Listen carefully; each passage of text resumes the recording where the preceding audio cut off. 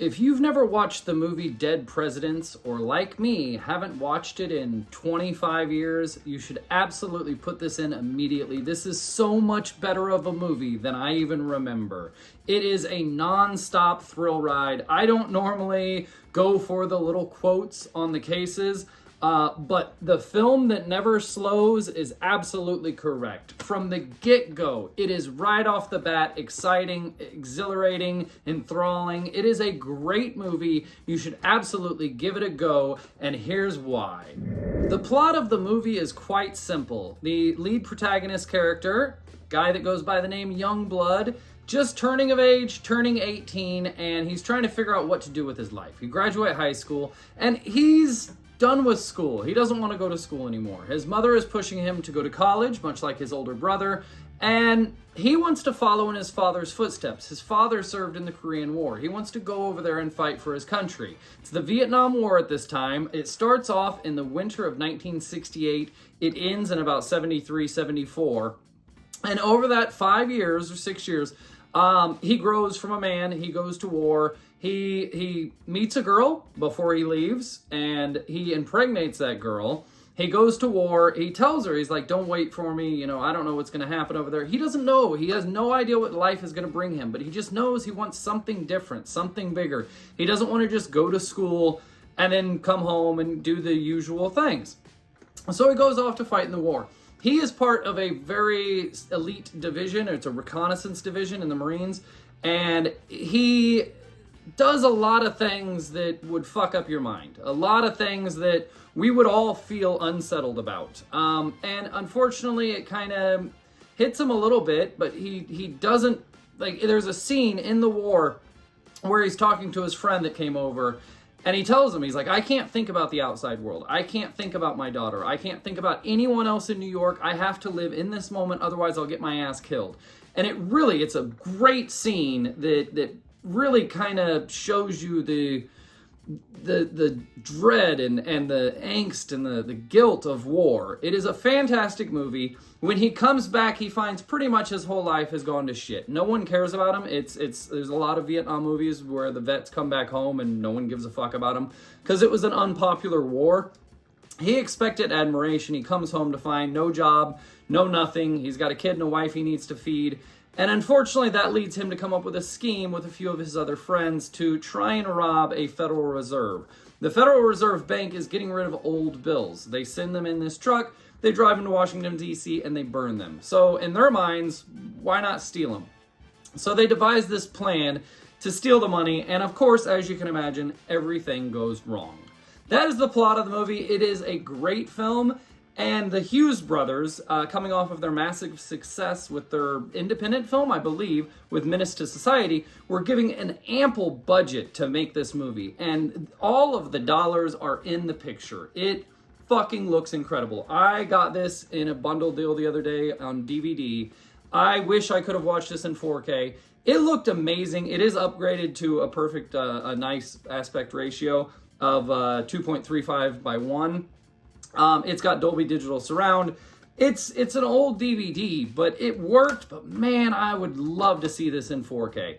It is a great film. I watched it several times whenever I was younger. I haven't watched it in a long time, and I wish that was not the case, because this is probably a once-a-year recommendation for me. Our rewatchability meter, I would say once a year. This is fucking awesome. It is a great film.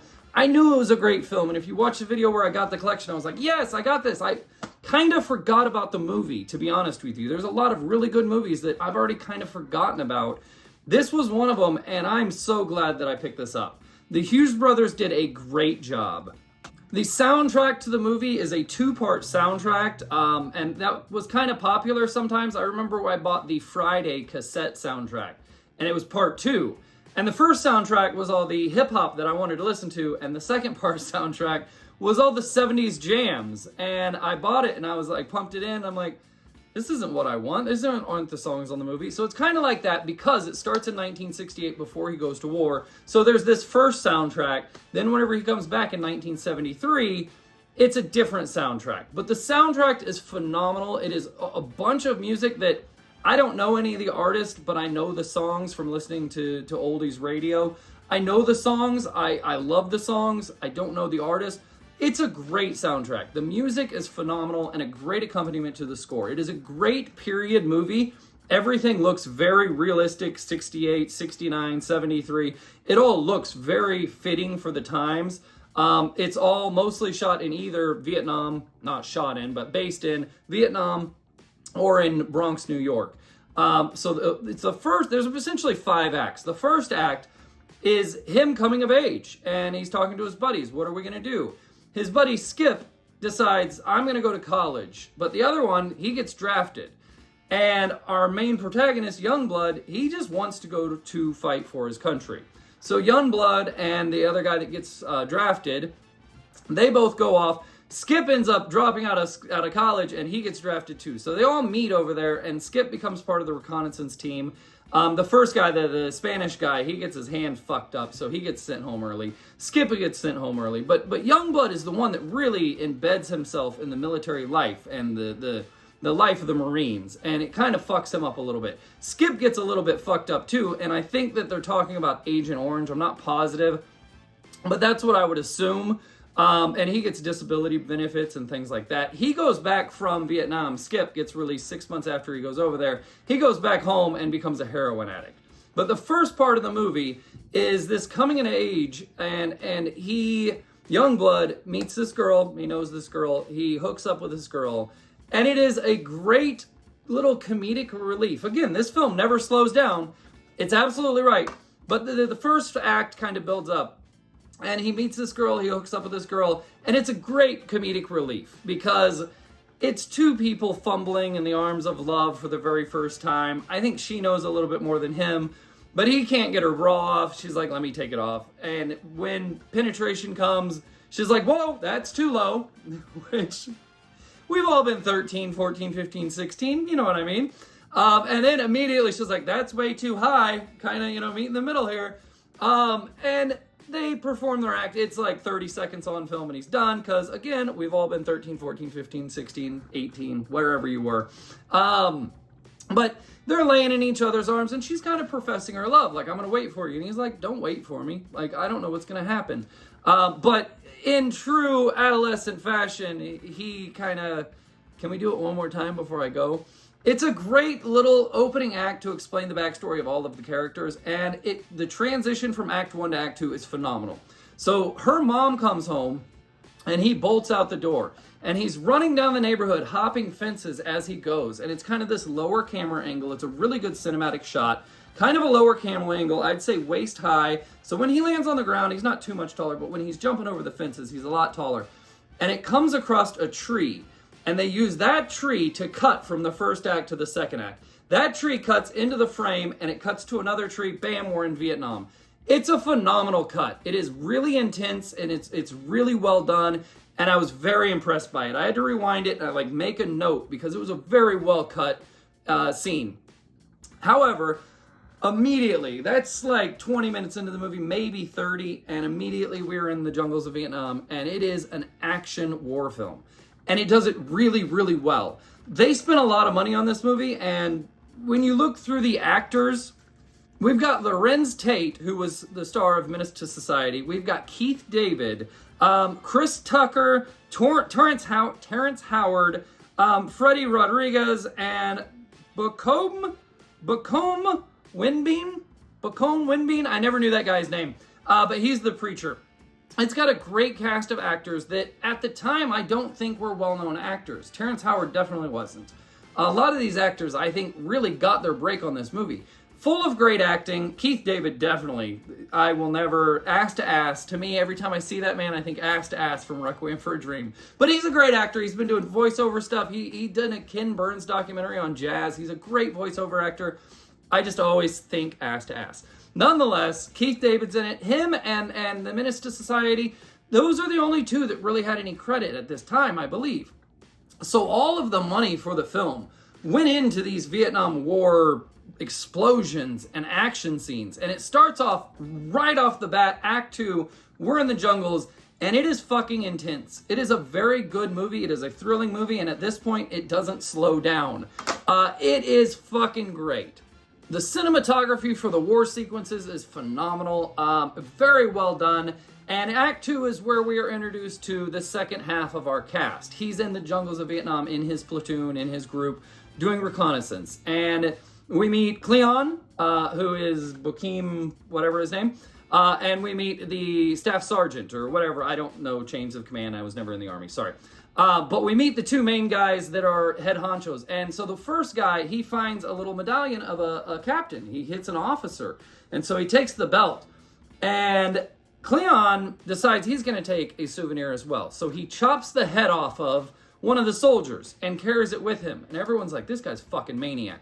Which, that's what the scene is there to do. He shoots dead people just because he's angry. He's the son of a preacher man, and he is just on a rampage. And he is a violent person. He is a maniac. He is crazy. And that's what the scene does. It sets up that he is a crazy person. All throughout the war segments, there are phenomenal helicopter scenes. Like, there is a scene in this movie that, again, I wish I had it on 4K. There's a helicopter in front of the sun. It looks beautiful. And then the helicopter, next it comes down, lands in a rice paddy. There's a lot of big budget spent on this movie. There's an explosion sequence in the jungles that is just fucking great. It is a really cool, high-budget movie that you can see all of the money on the film. It looks fantastic. It is full of action and very intense. There's a very touching scene where Anthony, aka Youngblood, is at a bar drinking, and Chris Tucker's talking about how he's going to get pussy and be a pimp and all this. And he looks over and he sees an 8-year-old kid in a military helmet, and it's just this close-up, slow-motion panning shot that just really touches you. It's really good cinematography. I was very impressed with this film. But in that bar sequence, Anthony explains that he can't think about his wife and kids. He can't think about anyone back in the United States. He has to keep his head in the game. He survived 26 months on mission, and he can't even realize there is a real world. And that's that moment where I was like, yeah, that's the troubles of war. That's the futility of war. That's the dogs of war. It's the pain of war. It is a very touching and a moment where you realize you have to completely remove yourself. I would suppose it's like stripping. I don't know. Like, you can't have your head grinding on the guy's lap. You have to be somewhere else completely. And he's in the jungle and he has to focus on the jungle. After a few days, the head, it starts to stink. And everyone tells Cleon, you gotta go bury that head. Get that fucking thing out of here, it stinks. And Cleon's like, no one has had a splinter since I started carrying this head. And everyone still votes, you gotta go throw it away. Get rid of this fucking thing. And as soon as he does, of course it's a movie, so something bad's gonna happen. As soon as he does, all shit breaks loose. But he goes back to the group and he says, well, we're in a world of shit now, I just buried our luck. And it is a great little, it's very obvious, but something bad's gonna happen. Guy hits a landmine, and the explosion of the guy on the landmine, I rewound it 3 times. It is a 0.75 second shot. It looks really good. I rewound it 3 times to watch it because it looks really good. It's a very quick shot, and I was like, oh wow, that may have looked really good. Rewound it again. It looks really good. There are organs that go this way. The man's body goes this way. You can tell that it was an explosion from inside the body, not under the body, but it looks very realistic, and I was very impressed. Again, a lot of money was spent on the explosions and the action of this movie, and it was all caught on film. It looks fantastic. There's a very touching scene in the second act where Christopher Moltisanti, still don't know that actor's name, but for Sopranos, he's one of the Vietnam War soldiers, and he gets his whole organs cut out, and the Youngblood goes to give him a second syringe of morphine, and the medic says, you can't do that, it'll kill him. And so Youngblood's carrying this guy through the jungle, and the guy's telling him, I want to die, you need to put me down, you need to give me that second shot. So he ends up doing it, and it's a very touching and moving scene, and the acting definitely sets us off. Even Christopher Moltisanti's acting was fantastic, but Youngblood's acting was great. But what really ties it all together is this movie was scored by Danny Elfman. And Danny Elfman's music at the very beginning of the movie, I'm like, as soon as I saw his credit, I'm like, oh, that makes sense, because this music is awesome. Once we got to that scene, the music really kicked in to amp up the emotions. Fucking Danny Elfman is a badass. It was such a good score to the scene, really brought emotion to it. It was a very moving moment, and of course, he kills the guy, and it's a sad era, but that's the heartbreak of war. Again, that's the shit that you see. That's the shit that you have to do. Someone wants to die because they know, I'm not going to make it. Just put me out of my misery. It's touching. After Cleon buries the head, as I mentioned, they get into some trouble in the woods. And in the jungle, he steps on a landmine. Someone else steps on a landmine. And he's blown to bits. And in that moment, the commander is asking for support and for someone to cover him. And he asks Skip to cover him. And Skip has panicked. He is freaked out. He is lying on the ground. He's not covering him, which ends up getting the commander dead. And our psycho, Cleon, sees that. And he remembers that. And it's a moment that comes back later in the movie. But that's how I would be in war, man. I don't think I could fucking make it. I'm just saying, maybe I could. You got to do what you got to do to survive. And when you're in war, from what I understand, you're there for your brothers, not for anyone else. But yeah, it's fucking scary to think. Like, I don't know what I would do in that situation. I'm glad there's no draft anymore. I mean, granted, I'd be in Canada, but nonetheless. So after Dugan dies because Skip didn't back him up, it pretty much immediately cuts to 6 months later, and Skip is going home. And I really feel like this movie's 2 hours long. I really feel like it could have been 3 hours long. It could have been a 6-part movie serial. It could have been all kinds of different things, and I feel like it was a lot of storylines were cut short. I mean, yes, it's fulfilling, but it could have gone on for another hour at least, because we pretty much cut immediately to 6 months later, Skip's going home, and then it goes into Act 3, and we are now at 1973. We're back in Northeast Bronx, and our protagonist, Youngblood, is coming home. It's 1973, and he's driving in, and you can see the music, the soundtrack is different. And the people in the streets with their clothes are all different. Everything's different, and it's all a shock to him. But he passes his buddy Skip, and he finds out Skip is now a heroin addict. He's fallen asleep in front of the liquor store, fucked up on heroin. But he talks to his buddy. He goes home. He sees his parents. He's finding out that everything's different, and no one really cares that he was gone for 4 years. Now, back to the cinematography aspect. When he goes home, he eats dinner, he gets cleaned up, he goes back to the pool hall where he met his father figure in the first act of the movie. His father figure is a guy named Kirby, who's played by Keith David. And Keith David is a great little father figure in the movie. He teaches him a little bit of crime in the first act and explains that, so he's running numbers and things like that. But he goes back to this pool hall to see everyone, and the cinematography here, it's like he's on a conveyor belt, and he's sliding through, and he's saying hi to everyone, and he hasn't seen all these people in 4 years, and it's a really, really cool shot, and the camera is panning around him as he's saying hi, and the actor is turning as it's necessary. It is a really, really good-looking shot. I loved it. Again, I wish I had this in 4K. But Youngblood comes back, and his father figure, he says, look, I want to run some numbers for you again. I want to go to work for you again. I got no job. I got nothing here. And unfortunately, Kirby explains, I had to stop running numbers because the cops got greedy. So there's no work for him. So even his father figure, his mentor, can't help him out. He is just kind of shit out of luck. Comes back from being a Marine hero to a world that could give a shit less about him. He goes back and he rekindles his relationship with his girlfriend, the first girl he lost his virginity to, his baby's mama. And shortly after that, the world has changed in 4 years. Juanita, his baby's mama, has a beau, if you will. It's a pimp figure, it's a villainous figure who pulls up beside them. And again, great shots. You know it's a villainous figure. You know that it's someone that Juanita was with while he was at war. You know that it's someone who's probably 10, 15 years older than Youngblood, and someone who has money, and someone who could support Juanita, and someone who, pretends to care about Juanita.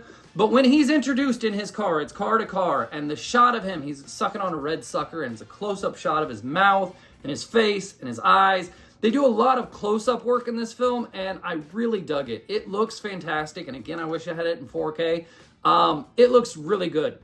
It's a great shot to let you know that this is a villainous character. This is not a good guy. And the dialogue does that as well, as she tries to introduce Youngblood, and he just drives off. He's like, I don't give a fuck about this kid. Because he just wants to fuck Juanita. Now, Juanita's sister also wants to fuck Youngblood, but Juanita's sister has gone completely off the rails. She is now a communist. She is a Black Panther. She is a revolutionary. She is the antithesis of Youngblood. Youngblood went over to fight for his country, and she's telling him, you're an idiot. You shouldn't have gone and fought that white man's war. And he's like, fuck off. Like, say hello first. But he comes back to find everything is different. So he's rekindling his relationship with Juanita, and this villainous pimp character comes in, proving that shit has changed in 4 years. But nonetheless, he goes upstairs, he puts his child to bed, he sees cockroaches on the wall, he sees what he has left his baby's mama to live in. She's living in squalor because he hasn't been there to support her.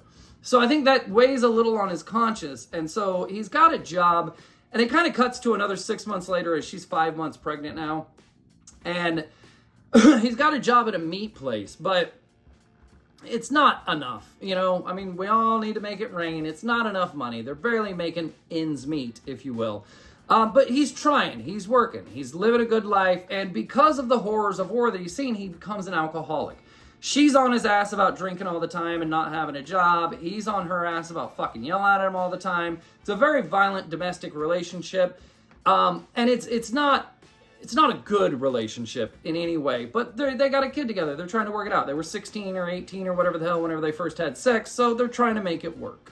We also get a few other beautiful close-up shots of Kirby's Lincoln Continental, which I wouldn't normally mention, but it looked fantastic. There were a lot of good close-up shots in this movie. I really enjoyed the cinematography. The Hughes Brothers did a great job with this film.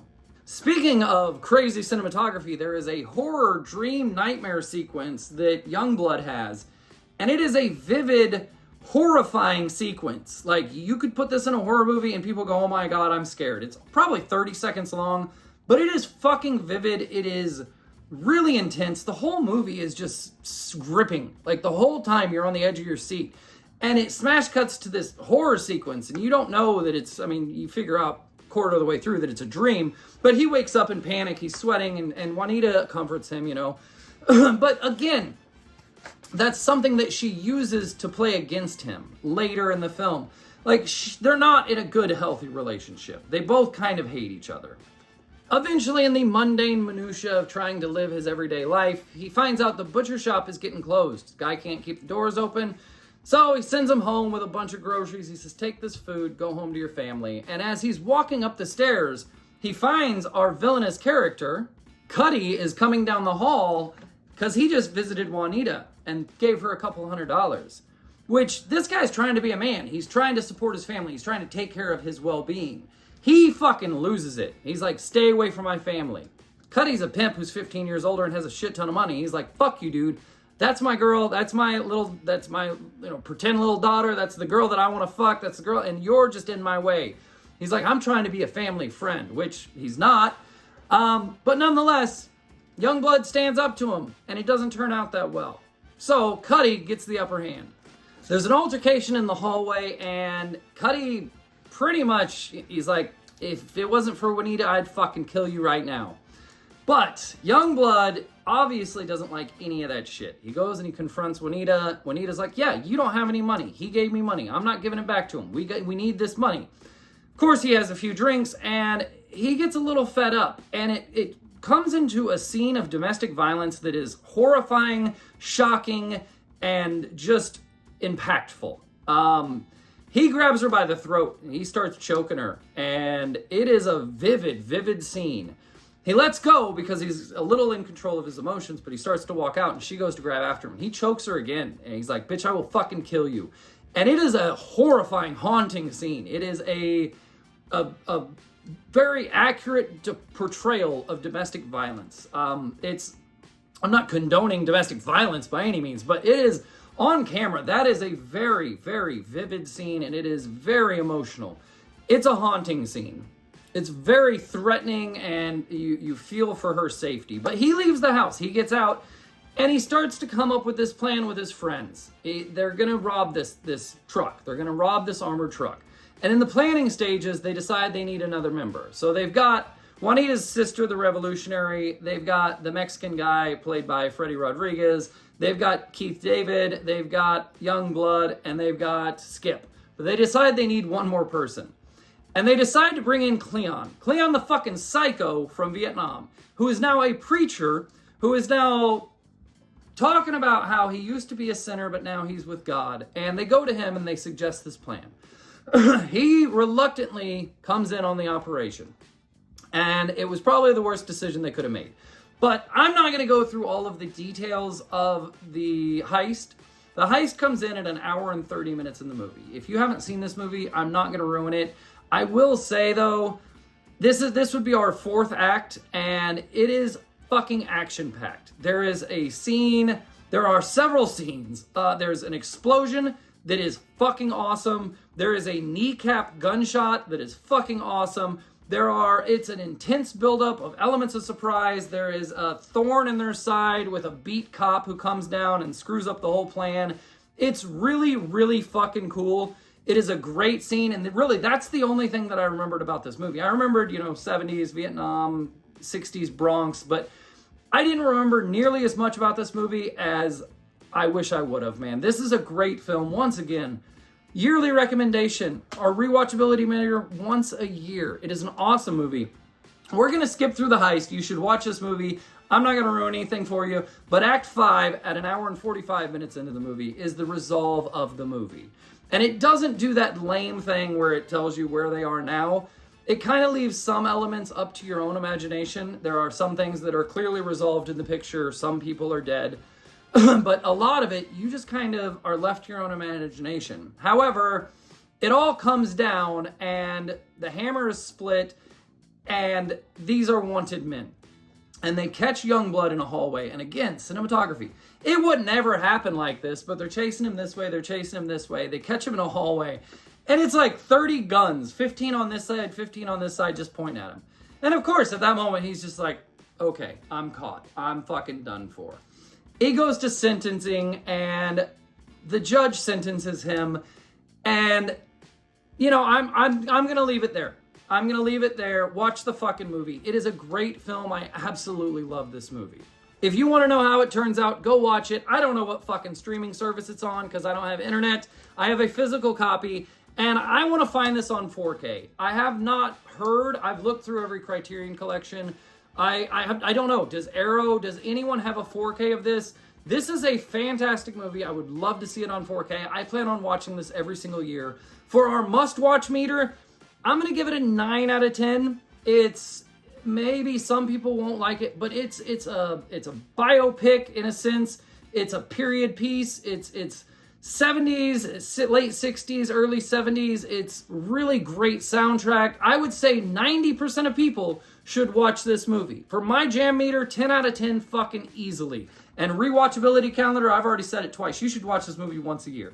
This is an awesome movie, and if you haven't watched it, you absolutely should. If you haven't watched it in 20 years, give it another go because it's fucking great.